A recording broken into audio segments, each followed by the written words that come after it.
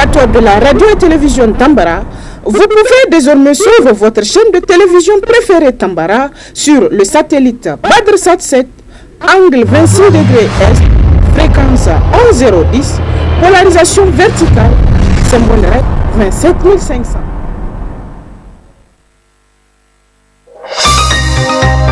Suivez le journal avec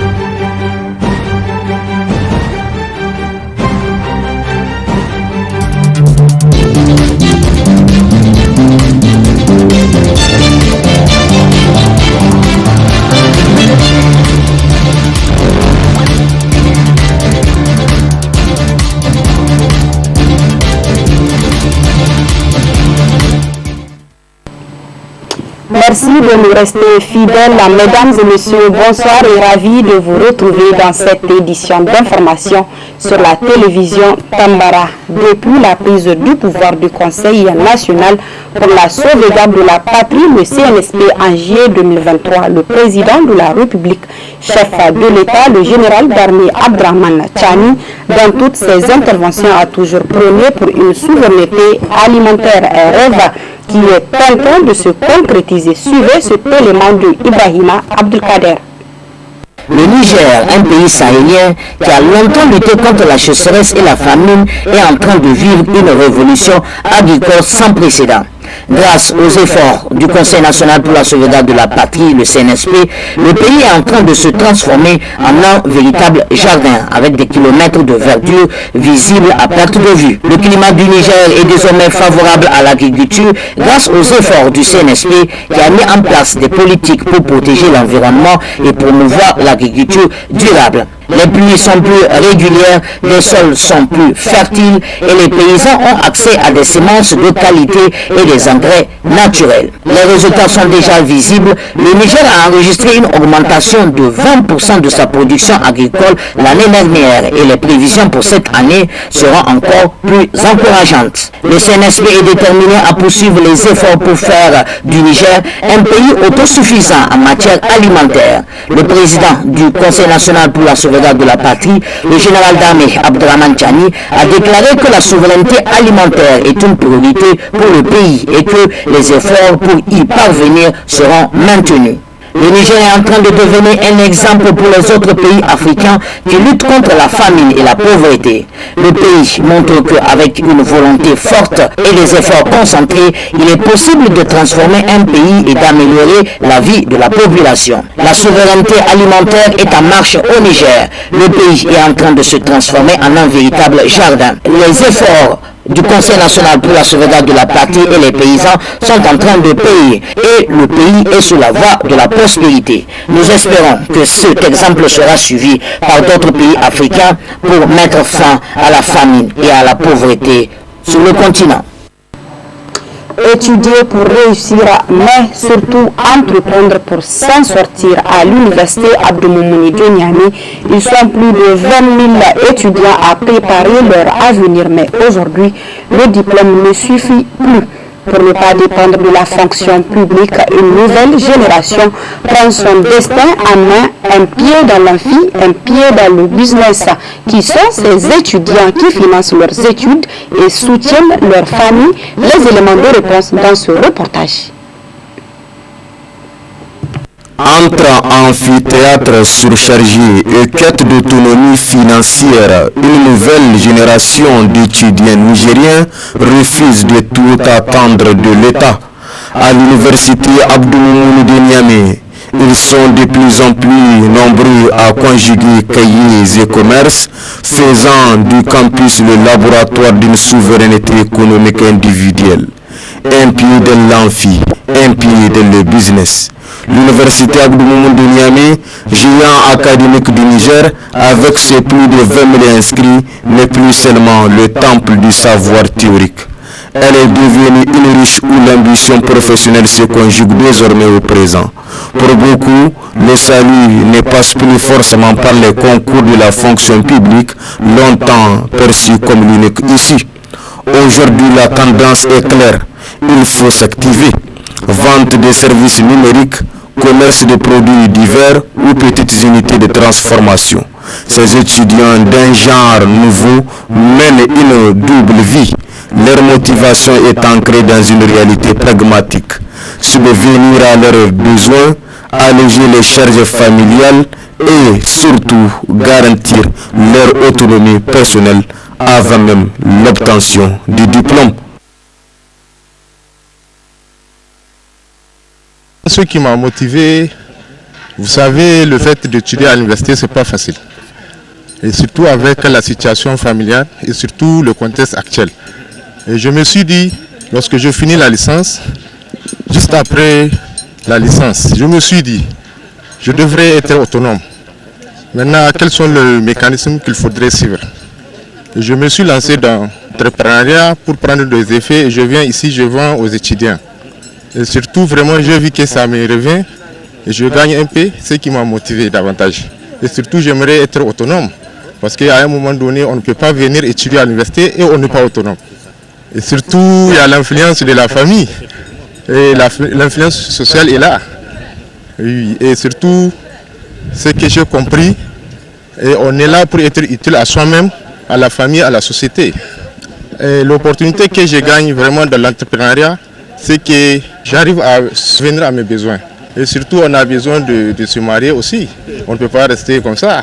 On ne peut pas attendre le boulot. Vraiment, ce n'est pas une chose qui est si facile, mais quand même, avec la persévérance et surtout des efforts et la détermination aussi, la personne peut toutefois aller au bout.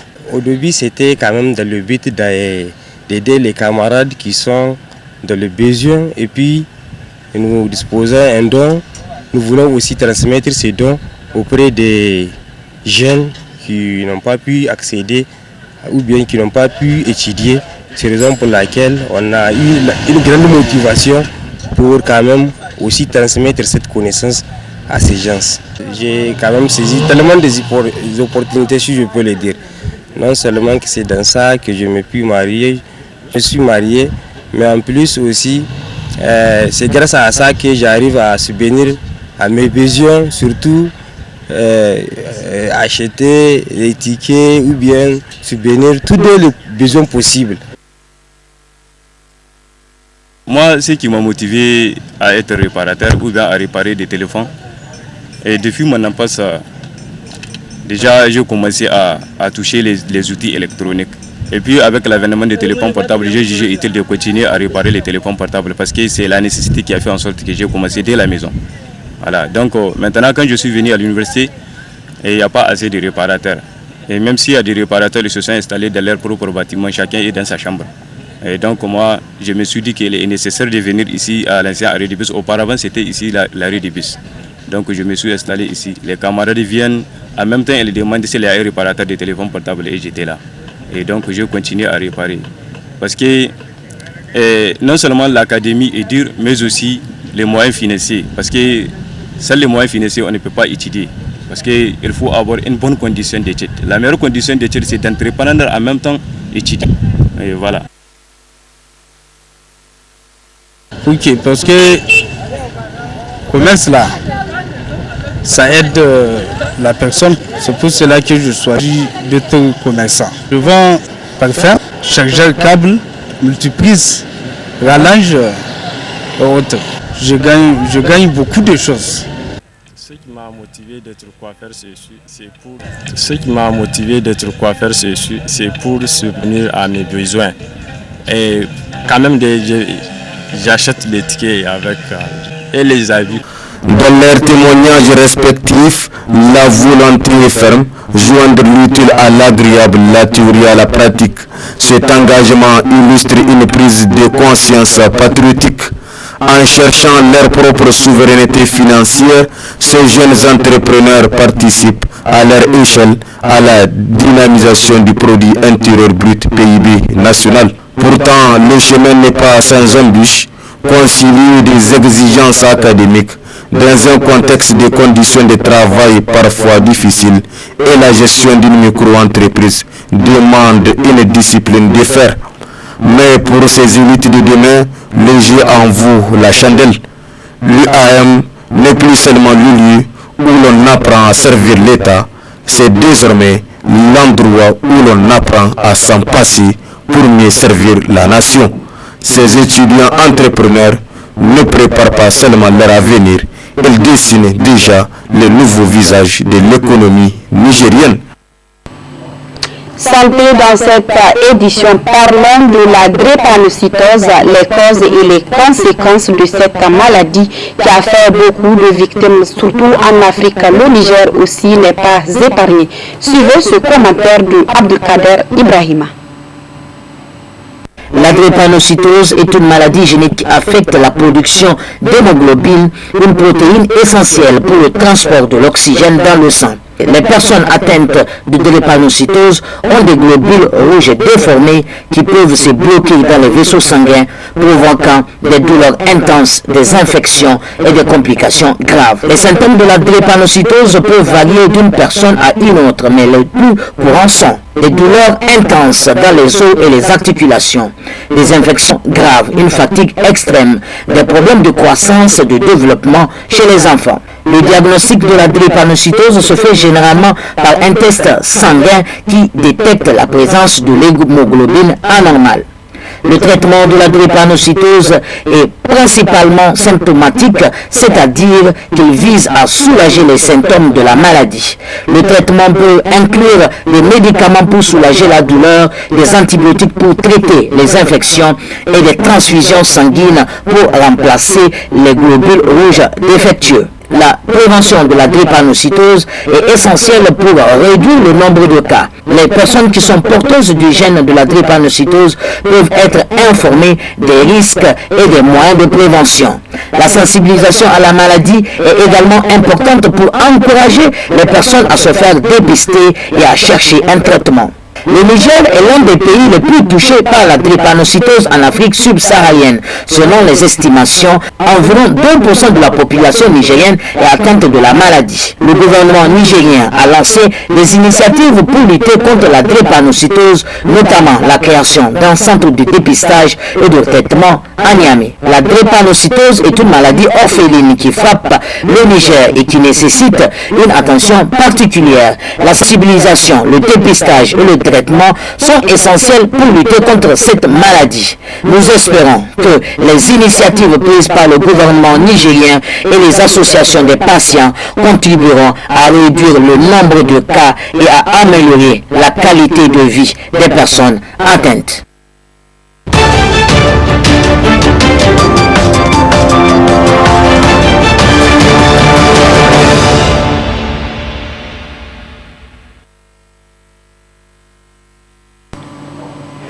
Autre aspect de ce journal, les robots humanoïdes vont probablement remplacer les humains dans beaucoup de secteurs d'activité. Notre vie quotidienne dans le futur, c'est un reportage de la TF1. Suivez plutôt. À Las Vegas, le célèbre CES, le plus grand salon mondial de l'électronique, se termine aujourd'hui. Et comme tous les ans, il permet d'entrevoir ce que sera notre vie quotidienne dans le futur. Sans surprise, les stars de cette édition 2026 auront été les robots humanoïdes. Et quand il s'agit des corvées domestiques, on est tout à fait d'accord pour qu'ils nous remplacent. Eva Vin et Axel Charles-Bessens. Les premiers gestes sont un peu fébriles. Ces robots humanoïdes sont désormais serveurs, danseurs. Certains proposent même de remplir votre lave-vaisselle ou de faire vos courses. S'ils peuvent faire des lits aussi et ranger mes courses, ça vaut peut-être le coup.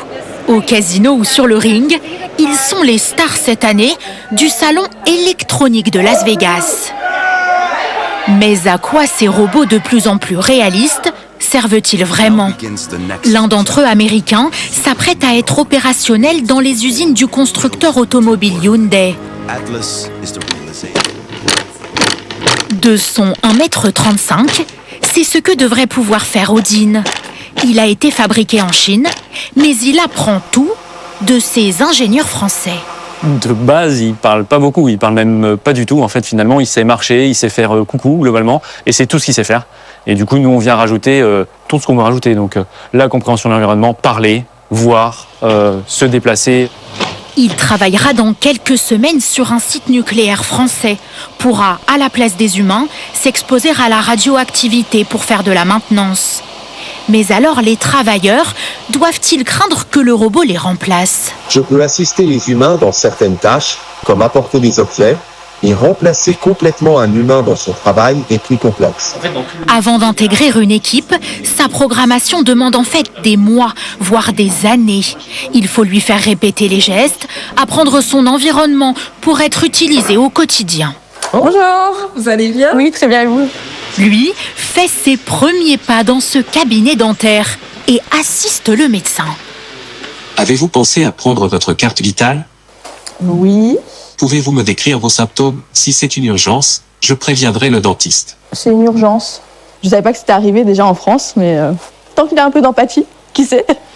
Comptez tout de même 150 000 €. Ce dentiste le teste pour l'instant sur des prédiagnostics. Je sais exactement ce qu'a le patient. Et comme ça, je peux préparer le matériel, dire à l'assistante tout ce qu'il faut sortir pour avoir une meilleure prise en charge du patient. Dans son usage, pourquoi le robot doit-il nous ressembler? Pour des raisons tout simplement pratiques, parce que dans les métiers et dans les tâches qui sont opérées, les tâches sont faites pour des êtres humains, c'est normal. Ce robot est déjà courtisé par plusieurs industriels français. Son fondateur espère le commercialiser auprès de particuliers d'ici 10 ans. L'actualité hors de nos frontières, émirant entre manifestations et Trump qui menace d'intervenir militairement, le gouvernement iranien se dit prêt pour la guerre mais reste ouvert au dialogue. Suivez ce reportage de la CCTN.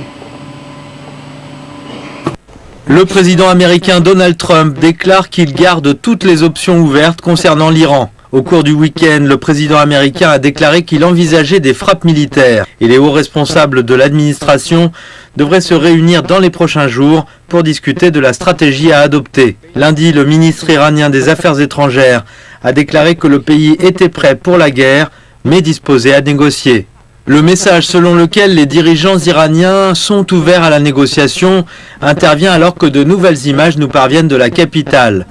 La télévision d'État a diffusé des images montrant des dizaines de milliers de personnes remplissant les rues de Téhéran pour un rassemblement organisé en soutien au gouvernement. Les dirigeants affirment que des rassemblements pro-gouvernementaux comme celui-ci ont eu lieu dans tout le pays lundi. Ils affirment également que ces manifestations sont le signe que le pays a surmonté les protestations antigouvernementales qui l'ont secoué pendant des semaines. Les protestations ont commencé à la fin du mois dernier en raison des difficultés économiques et se sont rapidement transformées en manifestations plus larges contre le gouvernement.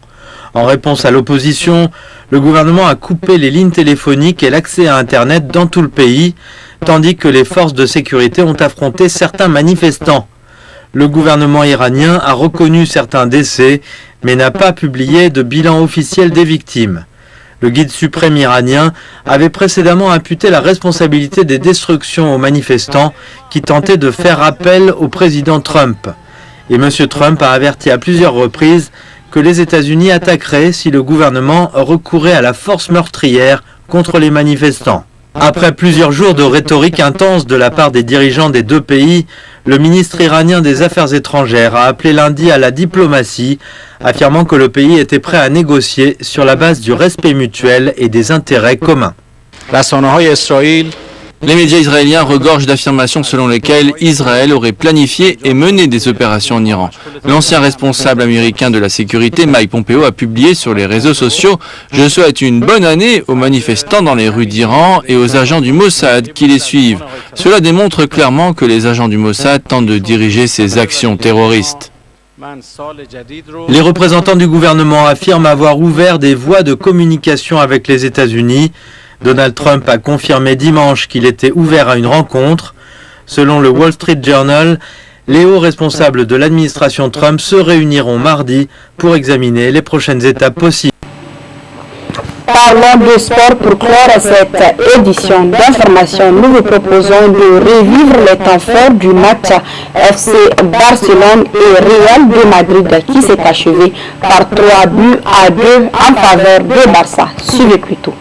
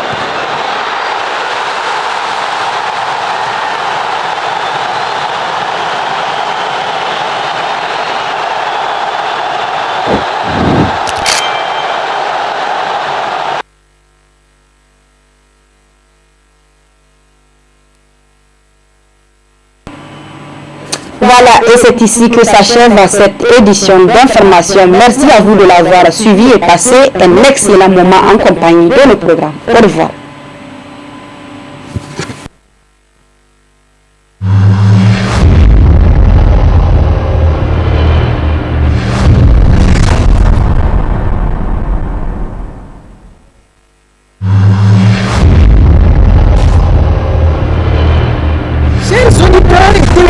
de la radio et télévision Tambara, vous pouvez désormais suivre votre chaîne de télévision préférée Tambara sur le satellite BadrSat 7, angle 26 degrés Est, fréquence 11010, polarisation verticale, symbole 27500.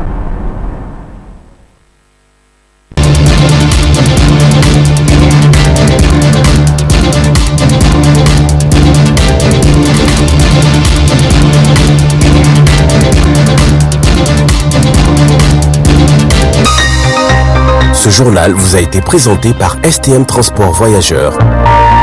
Une nouvelle façon de voyager.